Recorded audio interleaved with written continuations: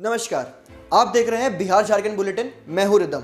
बिहार के प्रवासी मजदूरों को ट्रेन से लाए जाने के किराए पर सवाल को लेकर नीतीश कुमार की काफ़ी किरकिरी हो चुकी है। पहले विपक्षियों ने और अब बीजेपी नेताओं ने आवाज़ लगाई थी कि पैसे नहीं हैं तो सभी विधायकों से पैसे ले लिए जाएं। इसके बाद मुख्यमंत्री नीतीश कुमार ने कहा कि राज्य सरकार पैसे देगी, कोई दूसरे से पैसे नहीं लिए जा रहे।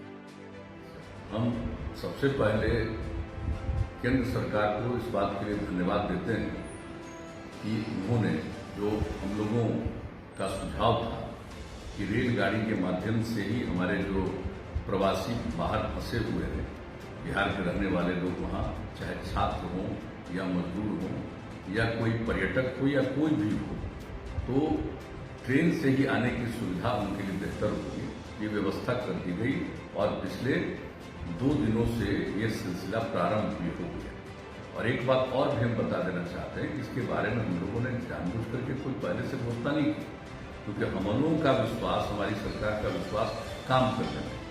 अब जो कोटा से ट्रेन आना शुरू हुआ, तो एक बात की जानकारी दे दें कि उसके लिए जो भी स्टूडेंट आ रहे हैं उनको कोई रेल का भाड़ा नहीं देना है। राज्य सरकार रेलवे को पैसा दे रही है और वो यहाँ पर आ रहे हैं। मुंगेर में जिला अधिकारी ने एक प्रेस कॉन्फ्रेंस की, जिसमें उन्होंने कहा कि 5 से 10 हज़ार प्रवासी मजदूरों के मुंगेर आने की संभावना है, जिसके लिए यहाँ 51 क्वारंटाइन कैंपों में होकर रहने की व्यवस्था की गई। रहने के लिए हम लोगों ने 51 क्वारंटीन कैंप्स बनाए हैं, जिसमें लगभग 5500 की क्षमता है। जो भी यहाँ पर आएंगे उन सभी का रजिस्ट्रेशन होगा संबंधित कैंप में, उनका मेडिकल जांच होगा और उनके खाने की, रहने सहने की व्यवस्था वहाँ पर पूरी तरह से करी गई है। ये सभी प्रवासी मजदूर भाई 21 दिन तक हमारे कैंप्स में रहेंगे और उनका डेली स्वास्थ्य टीम जाकर जांच करेगी और यदि सब कुछ सामान्य रहता है तो 21 दिनों के पश्चात इनको होम क्वारंटीन के लिए छोड़ दिया जाएगा। गया जिले में कोटा से आई स्पेशल ट्रेन की आते ही छात्रों में दिखी पहले निकलने की होड़। छात्र व छात्राओं की भीड़ प्लेटफॉर्म पर लगी। प्लेटफॉर्म पर सुरक्षाकर्मी बने मूक दर्शक। लातेहार जिले के चंदवा थाना क्षेत्र में दुष्कर्म की एक शर्मनाक घटना सामने आई, जहां टॉफी का लालच देकर 3 वर्ष की बच्ची के साथ उसके चाचा ने दुष्कर्म किया।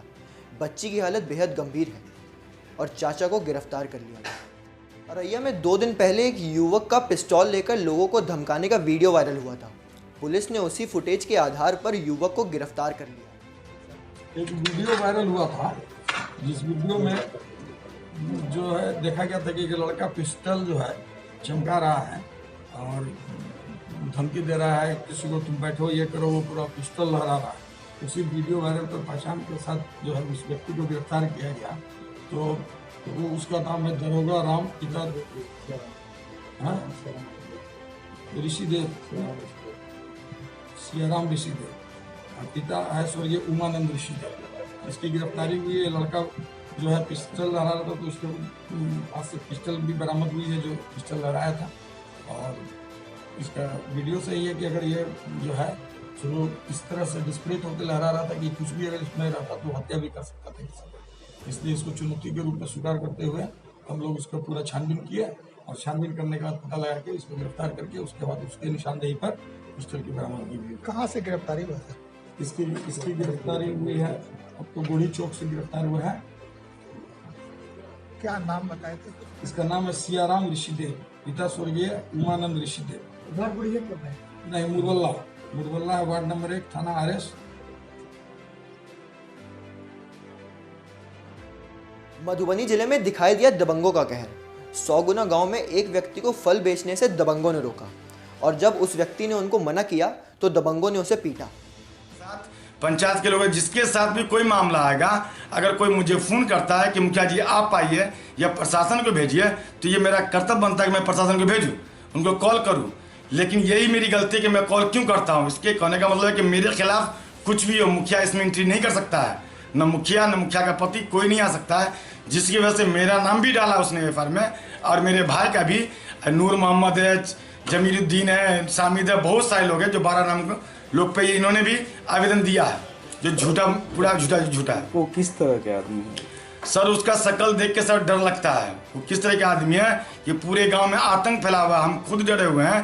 पंचायती राज में हमने पंचायती स्तर से अपनी यहाँ एक पोल पे जो लाइट जो होता है वो लाइट का पूरे पंचायत में हमने डाला।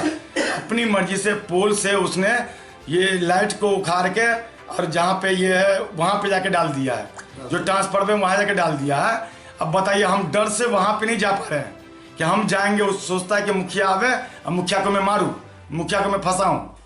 हम अपनी इज्जत बचा रहे हैं। इतना नंगा लोग है, 2-4 लोग को भी अपना चेला बनाया हुआ, वो पैसा दे के अपने अंदर में किया हुआ है और उसको आतंकवादी पना करवा रही है। यह आतंक का माहौल बना दिया है। कोई भी बेटी बहू घर से निकलना उसके लिए मुश्किल हो गया है। क्या नाम हुआ आपका? मेरा नाम हुआ मोहम्मद मुमताज, ऐसे पप्पू है। मेरी पत्नी का नाम है असगरी, जो मुखिया है। मधुबनी जिले में 5 नए कोरोना पॉजिटिव केस आए, जिसके साथ ही जिले के संक्रमितों की संख्या बढ़कर 23 हो गई है।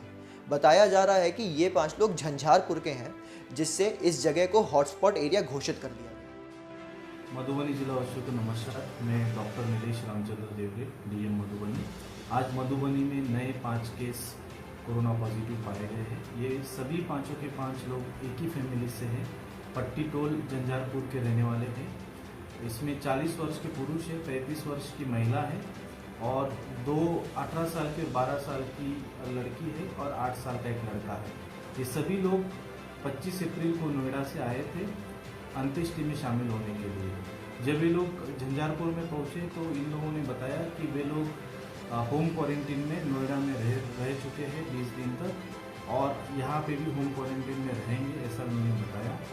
उसके बाद उनको होम क्वारंटीन का अनुमति दिया गया, बट 1 मई को उनका सैंपल दिया गया और आज उनका 5 का केस पॉजिटिव पाया गया है। इस तरीके से 23 केस अब मधुबनी में एक्टिव कोरोना पॉजिटिव केस है। आप सबसे गुजारिश है कि आप लॉकडाउन का अक्षरशः पालन करिए। बाहर जाते हैं तो मास्क का जरूर से इस्तेमाल करिए और एक दूसरे को जागरूक करिए और हम लोग इस कोरोना की लड़ाई में जिला प्रशासन को आपका पूरा सहयोग दीजिए। धन्यवाद। बिहार में पूर्णिया के डीएम राहुल कुमार ने दमदहा प्रखंड के सतमी और सरसी में बने क्वारंटाइन सेंटर का किया निरीक्षण। आपको बता दें कि कोरोना को लेकर सरकार द्वारा जारी गाइडलाइंस के अनुसार बाहर से आए हुए प्रवासी मजदूरों व छात्रों के लिए प्रखंड में क्वारंटाइन सेंटर लगभग तैयार हो गया। बिहार के कृषि मंत्री डॉक्टर प्रेम कुमार ने किसानों की मांग पर मार्च में हुई घंघोर वर्षा से हुए नुकसान के कारण 4 मई से ऑनलाइन आवेदन की प्रक्रिया को पुनः चालू करने की जानकारी दी। गया जिले में गांधी मार्ग के समीप स्थित गैराज में अचानक आग लग गई, जिससे गैराज में खड़ी गाड़ियां जल के खाक हो गई और आग लगने की वजह से करीब 10 लाख से ऊपर का नुकसान भी हुआ। मैं ठीक कर रहा हूँ। आग बिल्कुल बुझ चुकी है, आग बिल्कुल कंट्रोल है। कुछ आसपास से पता भी चला सर कि आग लगने का क्या कारण हो सकता है? हम दृष्टि अभी कुछ कहा नहीं जा सकता। गैरेज प्राय बंद थी, रात की घटना थी, अभी कुछ कहा नहीं जा सकता है। जांच विषय जांच करने के बाद ही कुछ पता पाऊंगा। तो लॉकडाउन में क्या इस पर प्राथमिकी भी दर्ज कराई जाएगी? आवश्यकता अनुसार प्राथमिकी दर्ज की जा सकती है। अपना परिचय बता दीजिए। जी, अपना परिचय बता दीजिए। फायर अफसर अरविंद प्रसाद। सर कितने बजे की घटना है सर? 9 कुछ का घटना है, 9 बजकर कुछ मिनट की घटना है। मतलब क्या था यहाँ पर, किस चीज़ का दुकान था सर? और देख रहे हैं जैसे प्राप्त तो देख ही रहे होंगे, गैरेज है, ये पूरा गैरेज है, कबाड़ी का बिल्डिंग का सामान भी है, गैस सिलेंडर भी है, सारा चीज़ है। गैस सिलेंडर तो निकाले भी हैं हम लोग, बचाए में सिलेंडर निकाल के। ऑक्सीजन गैस का सिलेंडर भी था, जिससे बिल्डिंग होता है। तो फटने के बाद संभावनाएं बहुत कम होती। वाहन में भी आगे की नई वाहन तो बने रही है, कबाड़ी के थोड़ा सा वाहन से हल्का फुल्का जो ऑलरेडी परिचालन में नहीं था, पुरानी गाड़ी थी, खड़ी थी। सर आग लगने का कारण पता जानकारी कुछ चला? अभी आग लगने का मुझे कारण नहीं बता सकता हूँ। जांच का विषय जांचने के बाद बताएंगे। देखते रहिए जिंदा डेमोक्रेसी। यूट्यूब पे हमें सब्सक्राइब कीजिए और बेल आइकन दबाइए। इंस्टाग्राम, फेसबुक और ट्विटर पे हमें शेयर, फॉलो और लाइक कीजिए। कैमरे के पीछे है मेरे दोस्त मानस।